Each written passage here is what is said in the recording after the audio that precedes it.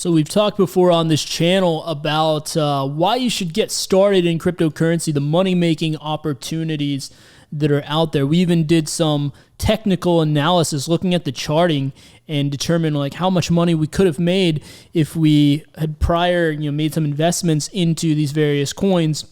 But now I'm going to really be covering the practical side of it, of how do you actually, not only how do you invest in the cryptocurrency, how can you acquire some cryptocurrency, but also how can you securely store your cryptocurrency, because we are very security minded on this channel. I mean, that is the mission of this channel, to elevate. Who would we be really if we were elevating our skills in security, but we were making all of the normie security mistakes, right? So we want to make sure that if this is something that we're looking at getting into or getting some experience with, we also keep ourselves secure in how we do this, okay? So what we're going to need to look at is, if we want to get cryptocurrency, there's a number of ways to do that. Some of the most pertinent ways, the best ways to do it really, is to use what is called a cryptocurrency exchange. So if you think about the traditional markets like stocks and stuff like that, maybe use like Robinhood or something like that to buy stocks. Well, this is basically the same thing, but for cryptocurrency, except you actually own your cryptocurrency on these platforms. But there's a number of options you have. The one that is probably the most popular is Coinbase. Just go to coinbase.com. And depending on the cryptocurrency exchange, there'll be certain coins that you can buy on those, and there's certain ones that it won't have, right? Now, I showed you this site the other day called CoinMarketCap, right? If we go there, and let me put it on the night view here. If we come here, we'll see a number of coins, right? If we go to Bitcoin, we can look at market, and what that will tell us is all the exchanges that you can buy Bitcoin from. Obviously, Bitcoin is the king of crypto. You can just go almost endlessly. It's available on every exchange that sells crypto, basically. So don't be overwhelmed by all these exchanges. I would say set yourself up on 3 of them. Not just one, about 3, because the reason is, once, Bitcoin's already at $40,000, right? The projection is going to be possibly 100K or more by the end of the year. And that's just going to bring in so many more people into the cryptocurrency space. If you're just relying on Coinbase goes down all the time, air quotes there, right? Every time a lot of people buy in, Coinbase says, oh, we're having technical difficulties. So really, you can't get your money off of there, right? You want to be set up in multiple locations. You want to diversify yourself there. So get set up on Coinbase, right? Get set up on Binance.us. This is another one. Get set up on Kraken. This is another really good one here. These are all different exchanges, and they offer different coins that you can buy. Binance is really good. Binance.us if you're in the US. If you're not in the US, if you're outside of the US, you can use Binance.com. But US citizens will need to use Binance.us, right? You can buy so many different cryptos off of Binance, right? If you're trying to buy like a cryptocurrency that is not as popular, like say, I don't know, let's say you're trying to buy Celsius. You'll have less options to buy Celsius. If you look at the market tab here, you'll have to use like Uniswap or something, okay? You can't buy it off of Binance. You can't buy it off of Coinbase. So you're going to need to use Uniswap, which is a DEX. It's a decentralized exchange. So I don't want to overwhelm you guys. I'm just showing you there's all these different exchanges out here. So you could use this one to buy Celsius. It just depends. What are you trying to buy? Where is it available? Most of the, if you can get set up on Coinbase and Binance, that's going to cover you for most of the coins that you'd want to buy. And if you're trying to buy something that's not available on hardly any well-known exchange, you might want to think twice about buying that, right? So, okay, like for example, synthetics, you just buy that one off of Binance, right? There's also Coinbase Pro. It's another option. But there you go. So get set up on some of these. Gemini is another one that comes to mind. can get set up on. But yeah, when the bull market kicks in and this crypto is up to like, I don't know, like $70,000, $100,000, there's going to be so many people flooding in. And if you have accounts set up on multiple exchanges, then you don't have to worry about one of the exchanges going down. You'll be good to go. Even from a security perspective, right? If one of these gets hacked and you're set up on other ones, you'll be fine, right? Now, that brings me to the next point here. There's a number of things you're going to have to do as a U.S. citizen. This is called KYC, know your customer. So just know it's going to be a lengthy process to actually get set up on here. You're going to have to verify your identity and do a lot of stuff here, essentially, to get set up. But it's well worth it because once you're set up here, then you're pretty much good. It's a do it once and you're good type of thing. So once you are set up on these exchanges, you can buy the coins, and that's how you can get the currency. Now, on to the security piece to this, right? We're security minded on this channel, right? Historically, there have been many occurrences where exchanges have been hacked. Although cryptocurrency is decentralized, these exchanges are not decentralized. These exchanges are centralized points of failure, meaning that if Coinbase gets hacked, right, and you have a lot of crypto on Coinbase, then that cryptocurrency is at risk. There is a phrase they use in the cryptocurrency space, and that is not your keys, not your crypto.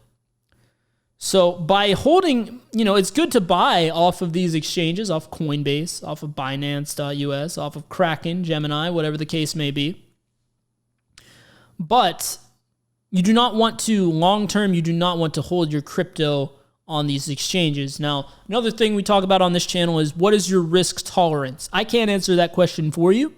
You have to decide what is your risk tolerance. Well, if you have a lower risk tolerance, maybe you only are willing to hold about $500 in cryptocurrency on one of these exchanges. Maybe you have a higher risk tolerance. You can hold like $2,000. I would say a good rule of thumb, do not hold any more than $2,000 at any one time on these crypto exchanges because, like I was saying, centralized point of failure. They get hacked, you might lose your crypto. If there's a lot of trade volume going on, they might go down for maintenance and then you can't get your crypto off the exchange. So what is a better alternative as far as holding your crypto?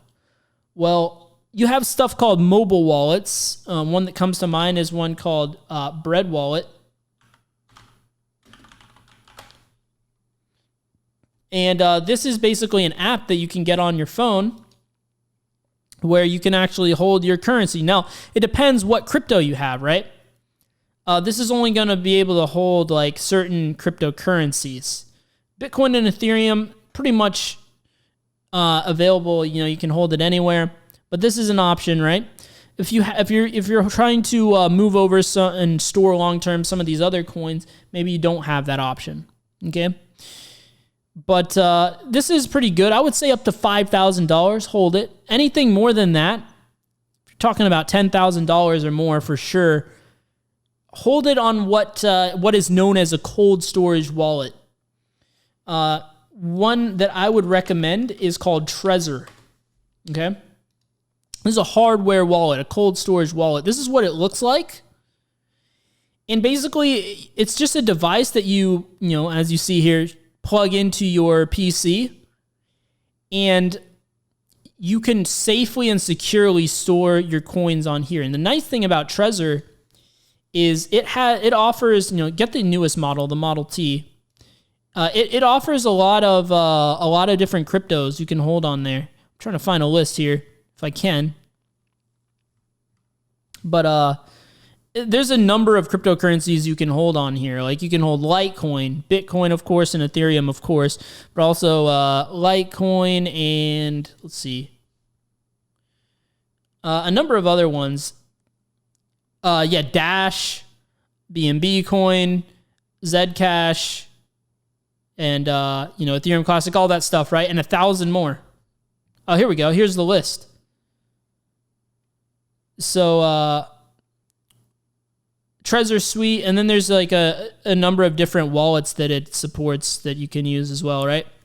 So long story short, you got a lot of potential to hold different stuff if you have this.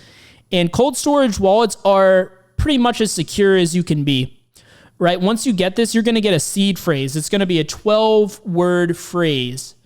Write that down. Do not store it. Do not store it on any electronic device, right? It will be a series of 12 words. This means everything in the cryptocurrency space, your seed phrase, okay? Basically, the way it works is if your Trezor ever gets destroyed, maybe you lose it. Say you lose it, or your house burns down and it gets engulfed in the flames. It's gone. As long as you have your 12-word seed phrase, you can just get a new Trezor, put in that seed phrase, and you'll still have your currency. All your crypto will still be there. So that's the beauty in this. But do not forget your seed phrase. Write it down. Writing it down is the most secure way, because if you put it in your like Google Notes or whatever, what happens when your Google account gets hacked? If it's a file on your PC, what happens if your computer gets malware, right? We talk about malware all the time on this channel. We see it in the news, right? If they get a hold of your seed phrase, it's over. They have all your crypto.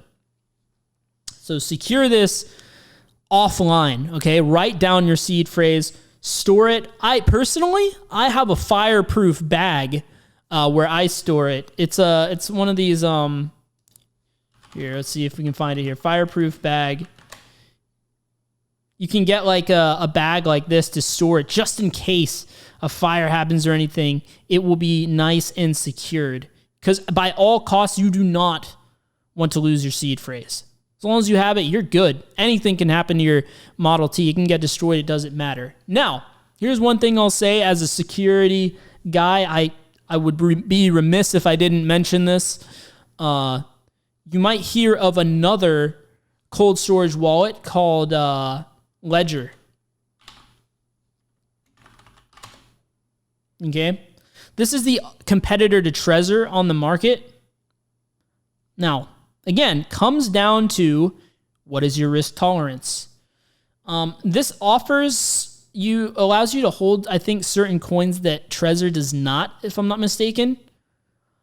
But I would advise against using this wallet. And the reason why is because historically, they've discovered a lot of really serious vulnerabilities on these Ledger wallets where they've been hacked multiple times, if I'm not mistaken. And so, yeah, here you go. There's phishing campaigns going. I'm sure there's phishing campaigns against Trezor as well.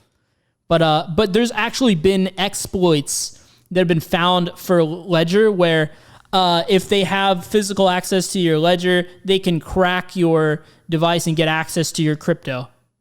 By all means, that is something that I do not want to subject myself to. Not to say there's not necessarily some 0 days out there for the Trezor. There very well might be. But personally, with my own risk profile, I would say I would prefer just to steer clear of this one. But if it's something you like and you're willing to take on that risk, then yeah, go for it. If you have a Ledger already, don't panic. Most likely you'll be fine. But if you're starting from zero with this cryptocurrency stuff, you don't have any cold storage wallet, I would recommend getting into Trezor. Get the Model T. It's the newest one. It supports more cryptos and all that kind of stuff. So this is where I would store a lot of my crypto. Because the nice thing about storing it on these cold storage wallets is you own your private key. You know, not your keys, not your crypto. So if you hold your cryptocurrency on an exchange, the exchange has your private key. So basically, the exchange holds all your crypto. They hold the keys to the kingdom, okay? And here's the thing. This has already happened before, where the government has come to these exchanges and said, hey, like, tell us everyone that's holding crypto on your exchange and how much they're holding. They said, no, we're not going to do that. The government said, okay, well, tell us everyone that's holding more than, I don't know, $10,000 worth of crypto on your exchange. And they said, okay, right? So in the future, who knows? Maybe they tell everyone, they tell the government, maybe they tell the government exactly how much you're holding, even if you're holding lower amounts, right? So something to keep in mind, they've already done this with people that are holding high amounts of crypto on their exchanges. They've disclosed that to the government. Well, if you don't want, the government and other entities snooping into your business, take control of your private keys, hold them on a cold storage wallet. Maybe it's Trezor, maybe it's Ledger.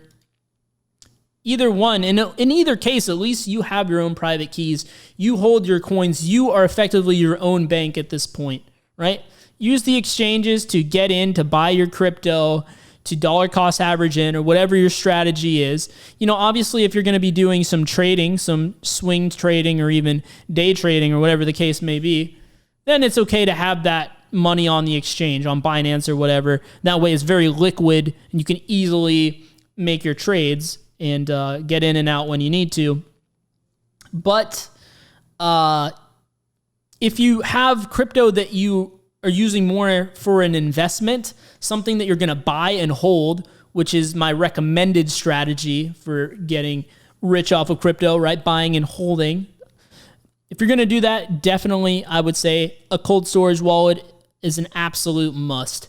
So hopefully this really broke down the whole, how do you buy crypto? How do you store crypto securely? Let me know if there's any questions down in the comment section below. I've been in this crypto game for a little while now. I've gotten familiar with this stuff, so it's kind of hard for me to understand what questions that complete beginners would have. So it definitely helps me out when you guys ask good questions, and then I can make better videos and help you guys out more there as well. So if you've been enjoying the content so far, be sure to subscribe to the channel for more content and hit the like button to help get your security friends educated in cryptocurrency and poised to really succeed with this emerging technology in the future. So that being said, I will see you guys in the next video.